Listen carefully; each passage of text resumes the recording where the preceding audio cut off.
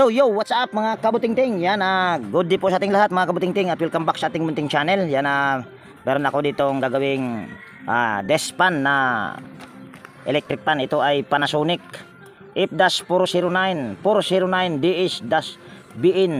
Yan.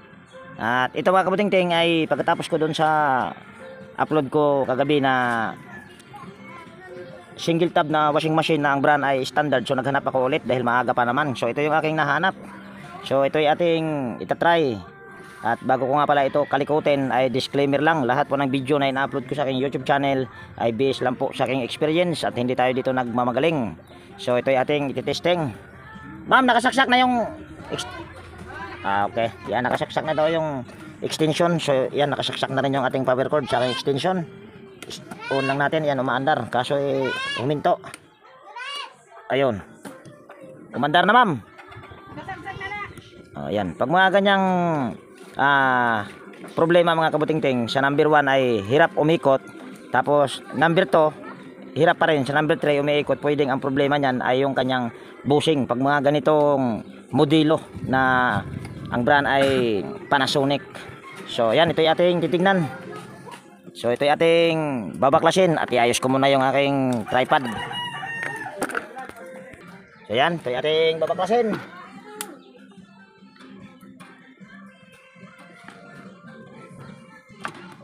Itong ganitong klaseng electric fan mga kabutingting, matakaw ito sa bushing pag mga ganito. Sabi ng may-ari, gumagana naman daw talaga ito, yun nga lang ay humihinto. So pinaka problema pag ganitong modelo, sabi ko nga kanina, ay yung kanyang bushing. So ito yung ating babaklasin para mapalitan natin yung bushing. Kung nakikita nyo, ayan medyo maganit din siya. Ayan, medyo maganit din. Pagpagano na natin ito. Buti nakahanap pa ng customer mga kabutingting. Pagkatapos nung ginawa ko yung automatic washing machine na single tab na ang brand ay standard. So yan, baklasin natin ito. Tanggalin lang natin yung tornilyo nito, at yung tornilyo nito ay pabaliktad ang paluwag nito. Yung kanyang pin yun pabaliktad, ito yung paluwag nito, yun ang tama. So baklas natin lahat.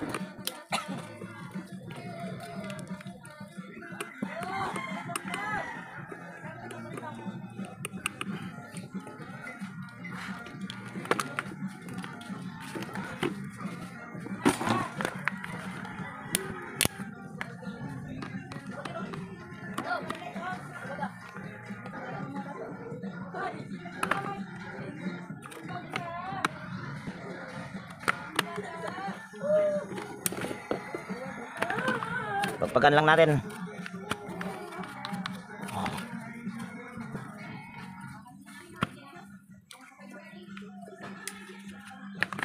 Ayan, ito ibaklasin natin.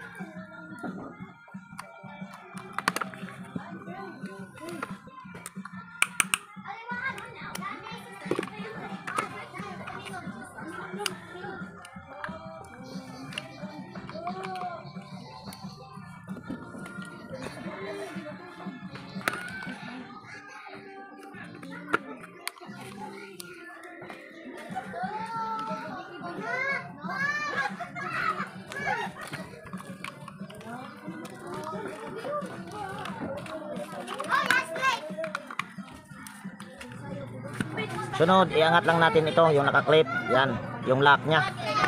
At kailangan dahan-dahan lang na pag nito, pag buka, baka mamaya ay maputol. Dahil ito mga kabutingting, isa, dalawa ay pwede na itong maputol. Sa pangatlo nito, medyo mahirap na. Pag mga pangatlong repair, pag mga ganitong klase, hindi to katulad sa ibang electric fan na di tornilyo. Ito kasi nakaklip lang. Kaya pag naputol yung nakaklip na yan ay patay na. Yan ang mahirap. Magawa ka pa ng paraan.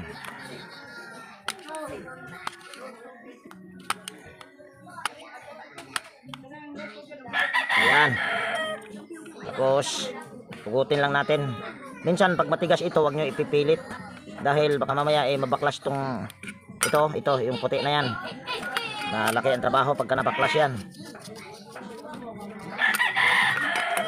kuha tayong liha. Lilihain natin dahil maraming sinulid oh. Kaya lilihain natin. Ayan, lihain lang natin. Ayan. Tapos pwede na natin yan ilabas. Okay ang busing dito sa harap. Dahil kung pagbabasihan ko yung ihi ay wala siyang groove. Dito naman sa likod ganon din. Pero tignan natin itong kanyang busing. Wala naman siyang tawag niyan. Wala siyang ano bang tawag niyan? Groove or gasgas. Pero meron akong napansin dito yung kanyang busing. Ayan oh, nagagalaw sa ayan, nagagalaw sa kuko. Ayan oh, napaka lambot lang. Boss, bandam. So dito sa kabila ganon din, silipin lang natin. Dito sa kabila, ayan kung nakikita nyo, hindi masyadong kita, mayroon siyang gas-gas.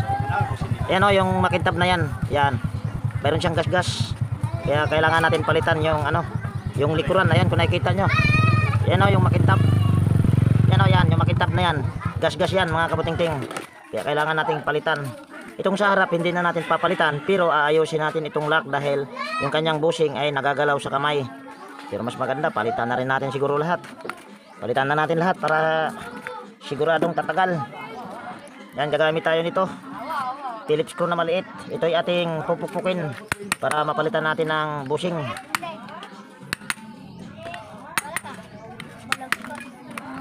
Ayan. Ito, good ang busing nito, walang problema. Pero palitan na rin natin. Wala tayong busing. Ayan, ito yung ating pamalit na busing. So ito yung ating ilalagay dyan. Tapos lagay na rin natin yung foam. Tapos babasahin lang natin sa langis. Ayan. Tapos itong kanyang lock, pag mga ganitong modelo na electric pan, na Panasonic na ganito, kahit stand pan man or desk pan, ay ano to, malambot. Yan o, malambot. So gagawin lang natin dyan, wag na natin papakailaman, babalik ta rin lang natin, nakaganyan yan. So babalik ta rin lang natin para hindi magagalaw yung ano, yung kanyang busing pag gagalawin mo sa kamay. Yan, tulak lang natin yung lock. Yan.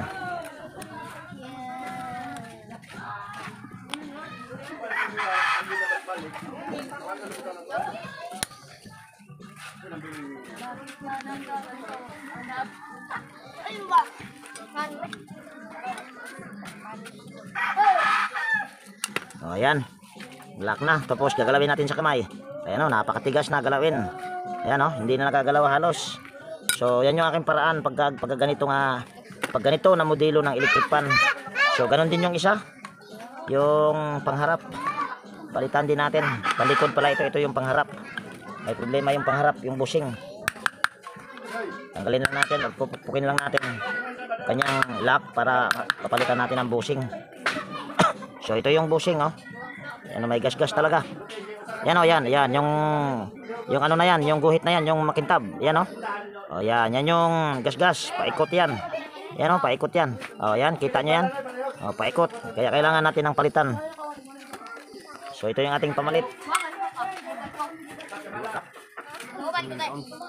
Tapos ayan ay ating lalagyan ng langis. Yan. Tapos ganun din. Itong kanyang lock, nakaganyan pagka ilalagay mo, babalik ta rin lang natin yan. Gamit tayo ulit ng flat screw. Ayan.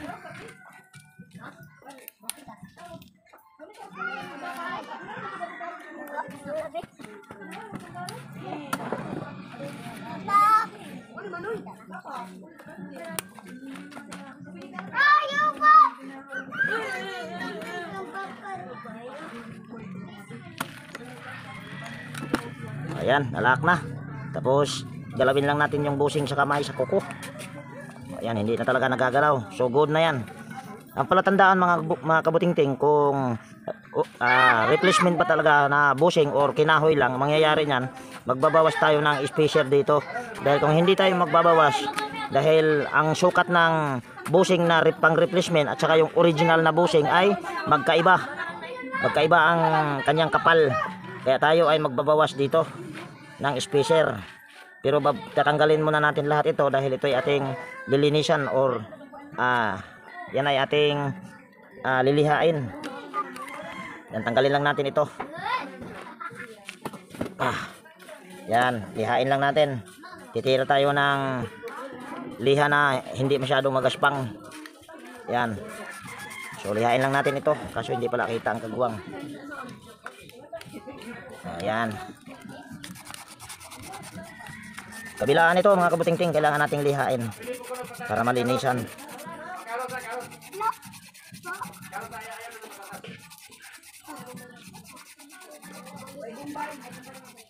Ayan, okay na yan. Napakakintab na oh. Meron din sa kabila.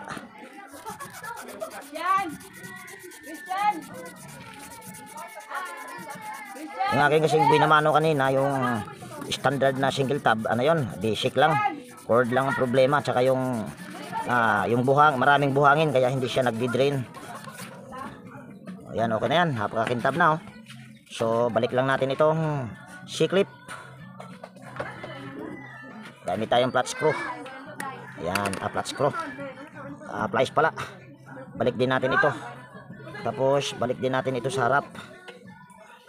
Marami pang spacer. Manipis lang na spacer ang ating ibabalik. Yung isang makapal, nagbawas tayo. Ayan makapal yan. So may ating lalangisan bago natin i-assemble. Yan. Tapos tingnan natin. Balik natin ito kung tama ba ko na mayroon tong spacer. Ayan. Ayan ayan, mayroon. Kaso matigas, maganit. So gagawin lang natin dyan, pupukin lang natin yan para ma-align yung kanyang shafting. Kaso matigas pa rin ang kagwang. Ayan, okay na yan. So ito ay ating ibabalik lang. Or kaya para sigurado na wag tayong hindi tayo magtanggal kabit nito, or yung tawag niyan magtanggal ng hindi tayo paano ba ipaliwanag? Ang hirap magpaliwanag ang kagwang Para hindi tayo mag-lock nito, gagawin lang natin dyan, i-align muna natin ng maayos itong shafting, tapos paandarin natin. I-align lang natin. Ayan, napakalambot na diba? Napakalambot na. So ito yung ating i-testing muna bago natin i-assemble or bago natin to ibalik tong lock. Dahil pag nag-lock ka nyan, ay sigurado mamaya pagka hindi umandar, ibubuka mo na naman. Pag naka-clip na, so mangyayari nan mapuputol ito. So ayan, nakikita nyo, umaandar na ayan, umaandar na. So good na yan. Pwede na natin tong ilak. Hirap magpaliwanag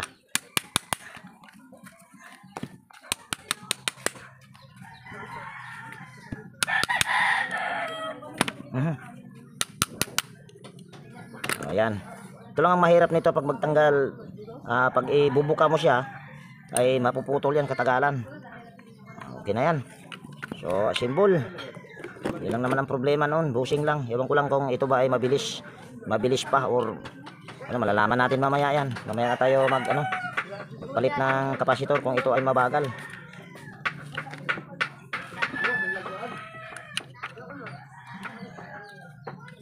Ayan. Pagpagan muna natin to.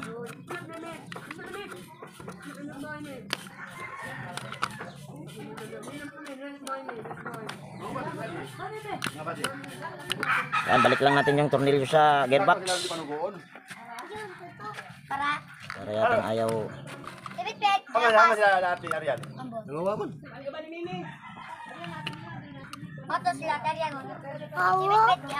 Wakay gubado boss. Wa man boss. Wa pa. Ilhan man boss kay manawag kunin mo.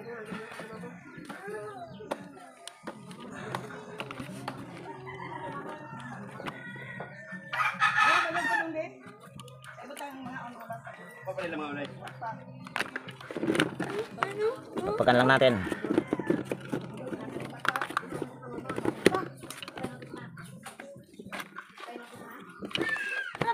Yan, ipitan lang natin tong tornilyo na ito. Tapos balik na natin yung tornilyo sa swing arm.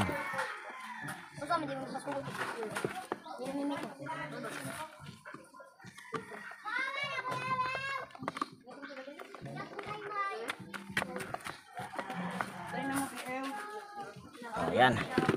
Tapos pagpagandin natin ito.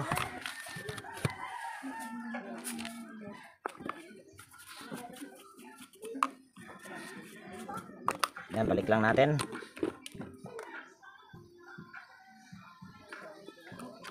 Ayan, tornilyo lang natin yung pangharap na cover sa motor.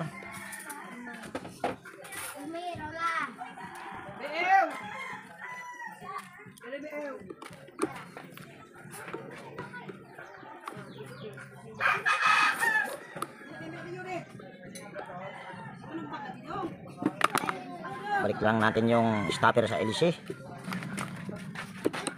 Ayan, tapos lilinisan ko lang yung screen, pati LC, pati yun. So stay put lang muna kayo dyan. Ayan, nalinis ko na yung mga screen, pati LC. So langisan lang pala muna natin ito dito. Kahit nilangisan na natin yan kanina. Ayan, napakalambot. Sunod, yan, kabit na natin to pang likod na screen. Tapos lagyan natin ng guard lock. Ayan. Tapos kabit na natin tong LC. Ayan. Lagyan natin ng pancap. Balik, kabit natin tong pangharap na screen. Ayan. Tapos tignan natin kung ngayon ba ay hindi na kailangan magpalit ng kapasitor. Pagpagano natin to. Hindi ko pa pinagpagan ito. Ayan. Patayin muna natin. Saksak natin yung power cord. Tapos lagay natin sa number 1. Ayan. Ikot na. Kaso mabagal mga kabutingting. Mabagal. Ayan o. Mabagal. So wag na tayo magpakeme-keme. Palitan natin ng kapasitor. Ayan, putulin natin ito. Tapos ito i-tester ko para makita nyo na ito talaga ay sira at mabagal na. So nakalagay dito ay 1.2 microfarad. Ayan o, 1.2. So tester natin ito.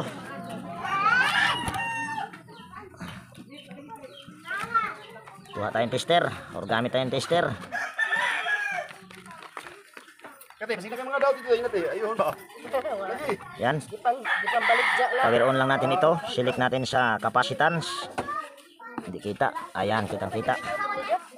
So ito ay ating tester. Dapat makareading tayo ng 1.2 dyan. Ayan o, 1.1. Medyo ano pa ito. Medyo mataas pero papalitan na natin ito. Dahil medyo may kabagalan na. Ako nawala. Ayun. Ayan o, 1.1 pa. So palitan na rin natin yan. Medyo mababa na siya ng konti pero hindi pa naman siya ganun kababa talaga. Palitan natin ng 1.5 microfarad.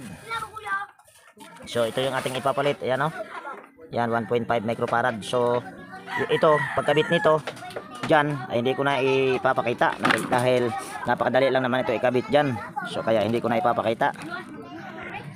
So ayan, nadugtong ko na mga kabutingting.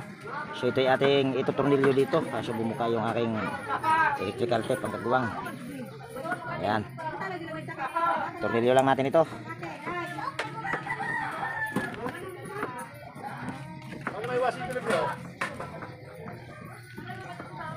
Ayan, pwede na natin itong takpan dahil sigurado na tayong wala nang ibang problema yan.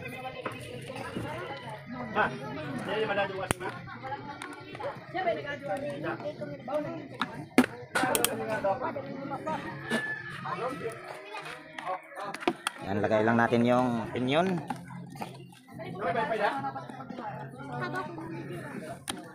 Ayan, ayan.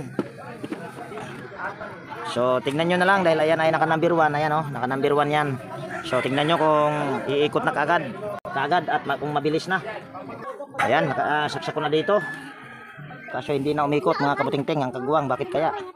Hindi na siya umikot. Uy, kaya pala yung kanyang LC ay yan ano dito. Nakasayad dito sa screen. Bakit kaya nakasayad yan?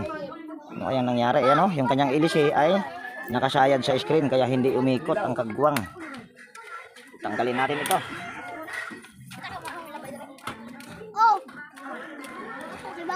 Bakit kaya sumasayad? Ano nangyari? tingnan muna natin. Saksak muna natin dito. Ayan ba, iikot na. Ayan, oh. Mabilis. Tapos ang gagawin lang natin ito, iayos lang natin ito. Iayos natin yung screen dahil sumasayad sa harap. So dahil sumasayad sa harap, ang gagawin lang natin ito ay yan, itutulak lang natin tong screen papunta doon. Ayan. Okay na siguro yan. Kaya ko itinulak dito yung screen. Ito, dito, banda papunta doon. Para yung ito, aangat papunta rito. So, yun yun. So, try natin kung ito ba ay okay na. Ayan. Wala ba nagkamutin ha?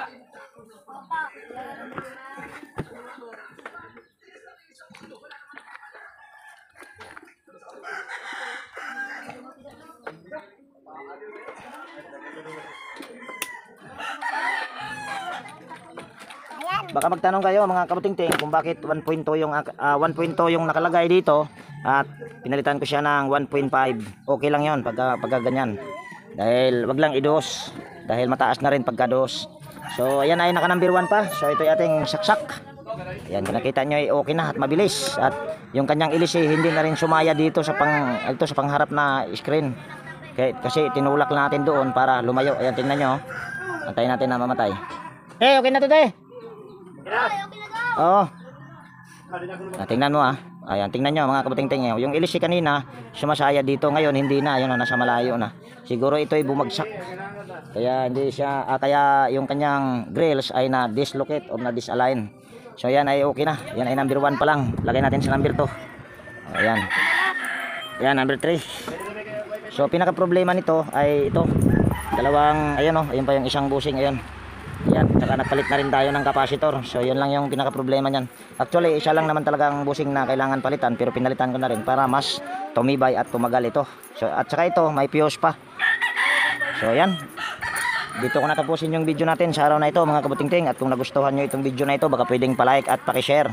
At higit sa lahat, kung bago kang napadpad dito sa aking munting channel, baka pwedeng hilingin ko na rin yung inyong pag-subscribe at pakipindot na rin yung notification bell at ilagay sa all para ma-notify ka pag mayroon akong mga bagong i-upload na video. So yan, lagi nag-iwan sa inyo ng ingat tayo palagi at God bless po sa ating lahat mga kabutingting. Yan, bye bye na po!